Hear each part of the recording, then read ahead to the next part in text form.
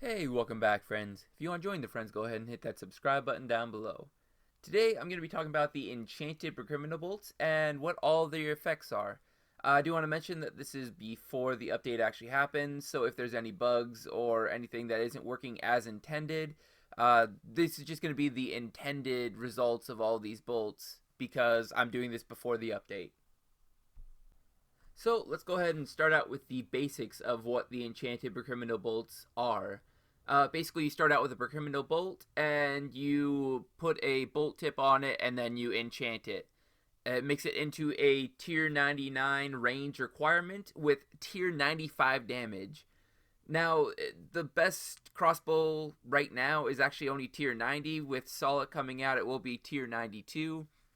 So it's going to be quite a few years before they even get to tier 95 and beyond. So I'm expecting this to be the best in slot bolt for quite a while, just because tier 95 plus positive effects means that it's going to be better than the basic bolts. Basically, the effects have a chance of proccing. I do have the chance of proccing for all of the effects on the slides themselves. And it is affected by the Sears task set. I believe it is either the Heart or the Elite Sears task set gives you a 2% increase to proc any of the enchanted bolts. So this does work. If you have the Sears tasks done, they will proc more often, which will affect the calculations I'm doing a little bit. I'm doing everything assuming that you do not. So you just add an extra percentage onto there to get an even stronger effect if you do have them completed. And all these effects are very similar to the enchanted bolts right now. A lot of the enchanted bolts actually have really good effects, just the problem is they're not top tier, so they have reduced damage on the bolts, so say they're only tier 60 or something. Their effect is good, but the fact that they're tier 60 makes it so that they're unusable. With this update, it makes it so that all these effects will have some sort of use because all the different enchanted bolts are all tier 95. So let's just go ahead and get it started. I did kind of section them out into three different sections. These are going to be the alternate gems. Then the second slide is going to be the basic gems, so the sapphire to diamond.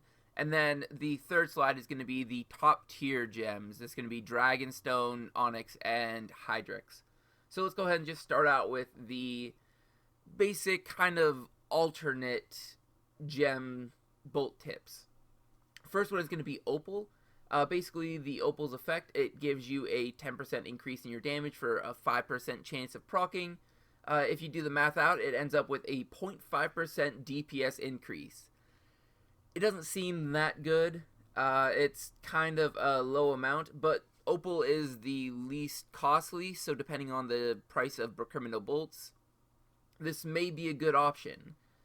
Now, that being said, with current prices at before the update, of course, Bakriminel bolts are the majority of the cost, and the bolt tips are very, very minor amount of the cost. So the fact that the bolt tips are the cheapest bolt tips doesn't really matter too much. But if Bakriminel bolts end up being really cheap and the bolt tips end up being the thing that actually costs a lot for the Bakriminel enchanted bolts, opals may be a decent option just to get a little bit extra DPS increase. Next up is going to be Jade. Jade gives you a 4.8-second stun on a 5% proc chance. In PvP, this is only going to be a bind because in PvP that would be absolutely insane. You could get 3 abilities off before your opponent could even move, assuming obviously they don't have Anticipate or Freedom up. Now, this seems kind of lackluster, but if you are battling something that is dealing a high amount of damage to you and it is not immune to stuns, which is a very niche case, first off, this reduces the amount of damage that you are intaking because you are stunning the opponent. Also, it could increase your DPS a little bit because there are abilities that do more DPS when there is a stun engaged. This does highly make it so that you have to use manual to make full effect of this ability. But if you are using manual, Jade may be a decent option for you. The next bolt tip is going to be the red topaz. Now, red topaz basically just debuffs your opponent. It doesn't actually give you any buff, so it's one of the few ones that don't really have any effect to help you out. Basically, it's just a magic level debuff as well as a damage debuff. Every single time it procs, it will decrease the magic level by 2 levels, as well as decreasing their DPS by 1%. It can stack up to 5 times, so if you are on a higher level creature that is going to take a long time to actually kill, basically what you're doing is you are decreasing the magic level by 10, and you are also decreasing their damage by 5%. I don't know a case where this would be good. I'm sure that there is something, maybe Nex or something like that, where you would have not have to wear certain different equipment to make it so that she doesn't do magic or something like that. I really just can't figure out a good use for the red topaz. And you have to be using it on something a lot higher level, because otherwise the procs just are all gone as soon as the creature is dead. And then you have to restart stacking them up with the next creature. So something like Slayer, this would be absolutely useless. I'm sure there is a use, I just can't think of it off the top of my head. Another one that is very niche is going to be the Pearls. Pearls are very situational with a 5% proc chance, and they give you either plus or minus 15% damage depending on what you are attacking. Yeah, that seems very situational, and there are better abilities later on with some other bolts, and due to the fact that pearls are actually have some sort of expense to them, they're going to be just as expensive as some of the other abilities that are better later on in this guide. So I don't really see them being very useful. Basically, you'd have to be damaging something that is weak to water, they say. I don't know exactly what that means, but weak to water means in my head that they are actually weak to magic, which doesn't make any sense why you would put that on a ranged ability, but whatever. In PvP, they actually do have some sort of use. They turn off the run energy of the opponent, so that means that you can just mess with your opponent and just be randomly turning off their run, which is pretty nice, actually. When you're trying to PK someone, it's already a frantic enough situation. When you start turning off their run or doing stuff to mess with them, it can make it a lot more fun and make it possible to kill somebody that you wouldn't otherwise have been able to kill. Next up are going to be the basic gems. First up is Sapphire. Basically all it does is it steals prayer points at a 5% proc chance. Very good in PvP, in my opinion. I know a lot of people try to smite down their opponent before they actually kill them. That way they can make sure that they don't have a protect item on. This is another way of smiting down your opponent. So now we have the little mace thing that does it, as well as these Sapphire bolts. In PVM, it's basically just an infinite source of prayer. It does depend on your prayer points. I think it goes up to about 50 prayer points that you're going to be getting from this. So you're not going to be able to use whatever spells or whatever prayers you want and just get infinite prayer back from this, but it is an infinite source of prayer, so it's always going to have its usage. Saves you some inventory space on not needing prayer points. I think some of the other abilities are going to be better, but definitely something to look at if you are really stringent on the amount of inventory space that you can have. Next up is going to be Emerald. It is going to be a weak poison at a 55% proc chance. So it's going to be the highest chance of proccing. It's over a 50% chance. But the weapon poison is only 4% weapon damage. That seems extremely low. The just basic weapon poison potion gives you 12 to 26% chance. So if you want to use poison, you're better off using Cinderbane, gloves, or any of the potions. Again, I don't think there's going to be enough DPS to outclass some of the other effects. If you need weapon poison for something, can't think of a situation where you do need weapon poison. This may be a decent option, but I just doubt them being super useful. Ruby actually does seem useful. It gives you extra damage at a 5% chance. Little quotations around that, little asterisks. I'll explain that in a second. The extra damage is based off the current HP of your opponent. and it is going to be 10% of the current HP of your opponent, maxing out at 10,000 life points. That means if your opponent is over 100,000 life points, you are going to be doing maximum amount of damage. That means you're probably going to only be using this for high-level bosses.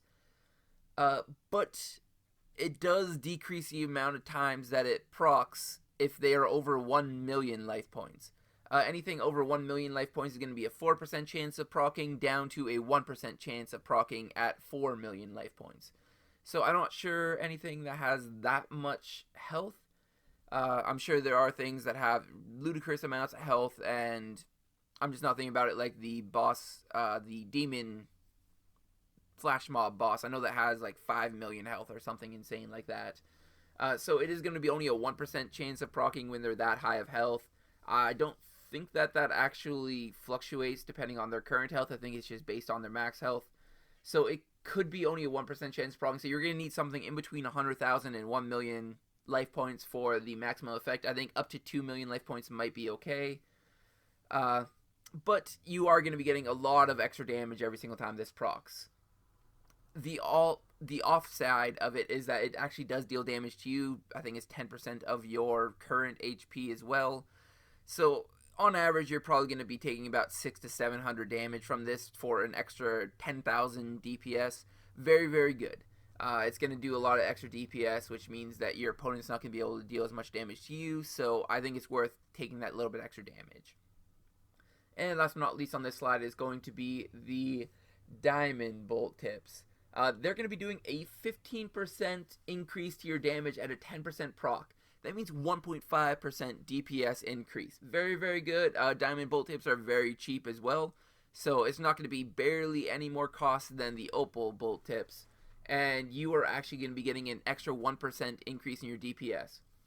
That doesn't even include their second effect, where it gives you a 100% chance of hitting. That means that if you are doing something higher level and you would have missed a hit, you are instead going to hit with this. It is guaranteed hit, which means that it's even better than a 1.5% increase in your DPS. It's probably more like 2 to 2.5%. Very, very nice. Obviously, going to be situational use to some extent. You'll see in a couple seconds why I'm saying to some extent. But very good amount of DPS increase for such a cheap bolt tip. And last but not least are going to be the high level gems. So starting out with Dragonstone, it gives you a basically plus 25% damage increase. They're a little bit weird about the exact wording of it. They use words like damage potential and stuff like that. So for the last couple of gems, they do use words like that, so I'm not 100% sure that it is exactly the same as the other effects. But it says basically a 25% damage increase out of 5% chance of proccing. That makes it worse than the Diamond Bolts. Diamond Bolts are going to be a 1.5% DPS increase with a 100% chance of hitting. The Dragonstones are going to be a 1.25% increase. And the Dragonstones are going to be more expensive than the Diamonds. So basically I don't see this having any use almost at all. The only use of this is that it does count that extra damage as a second hit, which is good and bad. It's bad because if they are immune to Dragonfire, that it just completely negates all of that damage. So these are completely useless against anything that is immune to Dragonfire. I don't see them being useful at all in PvP, because if they are useful at all in PvP, people will just start bringing anti-fire potions. If you have some reason why a second hit would be useful, then Dragonstones may have some sort of use. I just can't think of anything, again, that is like that, where having a second hit is going to be super useful. Next up is going to be Onyx. Onyx is going to be very, very high cost and going to give you awesome DPS increase as well as life back. Basically, it has a 10% chance of proccing and gives you a 25% damage increase. That means 2.5% increase in your DPS. Very, very nice. It does consume the bolt on hit, though. So that means it's going to cost you quite a bit. I know that Onyx bolt tips are out price of like 8,000 GP or something like that. So even if Bakriminel Bolts end up becoming really cheap, which I doubt that they are, I think they're going to go up in price with this update. They're currently at 3,000 when I make this. It's going to be at least 10,000 GP for a 2.5% increase in your DPS. It also does heal you for 25% of the damage potential. I don't know if that means that it's always going to heal you for the maximum amount that you could have dealt with that ability. I think that's what it means, but somebody that's better at PVM would have to explain exactly what damage potential means. Um, but it basically is going to heal you for the amount of extra damage that it is dealing. So realistically, you're probably going to be getting about 500 to 1,000 life points back from this. But at an absolutely insane cost. Assuming that you are continuously using abilities, you're probably going to be using about 200 of these bolts per hour. That means it's going to be costing you 2 million GP per hour to be using Onyx bolts. I think that these are basically dead content on release just because of such a high cost. The only things that even give you that much GP per hour are like Araxor and Telos, and I doubt that these are going to be useful enough to warrant use at either of those. Soluk, if it's very, very high amount of gold per hour, then that might be the main use of these bolts. But the insane cost kind of makes it very marginal. It is going to be best in slot, though. If you're looking for a DPS increase, Onyx, Bolt Tips, Enchanted are going to be the best in slot. And last but not least is going to be the Hydrix. Now, it's kind of weird that they added Hydrix onto this list because they already have the Ascendry Bolts Enchanted, which is the exact same effect as this. It gives you, I think it's called Death Mark, where you get a 1% increase in your adrenaline for every single ability that you use. Lasts for 15 seconds, and it stacks with Impatient. So basically that means that with Impatient and this, you're basically getting 10% increase in your adrenaline for every single basic that you use. This has been in game for a long time, and nobody's ever used it. The only added thing to this is that it gives you an immediate 10% increase to your adrenaline. This may kind of push it over the edge. Problem is, again, same as Onyx's, that these bolts are extremely expensive, so it's going to be a very niche case that you're going to be using them, something that you're going to have to be using a lot of gold per hour to get, or getting a lot of gold per hour to make these useful. I don't think that these bolts actually consume on use, so they may have some effect. We're going to have to see exactly how much that adrenaline is worth to people, whether or not it's going to be actually more DPS than something cheap like a diamond bolt to make it worthwhile using. Okay, just in case if you are skipping to the end, here's a little summary of everything that we just talked about. First off, these are going to be the best in slot ammo for basically the foreseeable future because they're going to be up to tier 95, and they also have the effect on it, so any basic bolt is not going to be as good as these bolts. They are going to be extremely expensive to use, assuming that Bakriminel Bolts are going to stay at their current price. Onyxes are going to be the best DPS as well as giving you a heal, but they're going to be extremely costly because they are going to be using the Onyx Bolts every single time the chance procs. Diamond Bolts are going to be the second best DPS at a 1.5% increase with the extra effect of giving a 100% chance of hitting, which may make it even better than the Onyxes in certain situations. And Rubies is going to be another situational DPS that we'll have to see exactly how much DPS these other bolts are giving to make the analysis whether or not Ruby is going to be worthwhile using. It also does deal damage to you, so very situational, but could be the best bolt that they have coming out. A couple of weird effects may be useful, like the extra adrenaline or binding an opponent in PvP, stealing their prayer, stuff like that.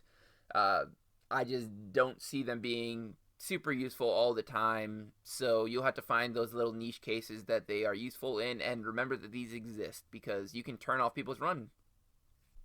Hopefully this helped you guys all out to find an enchanted Bakriminel Bolt that is going to be good for you.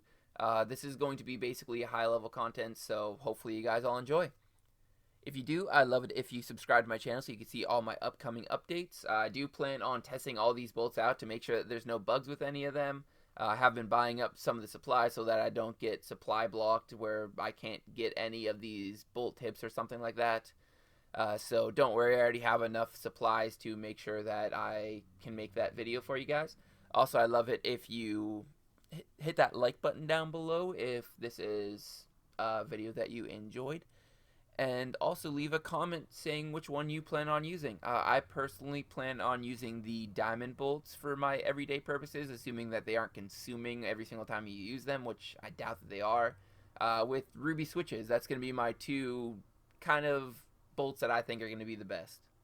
As always, though, have a good one.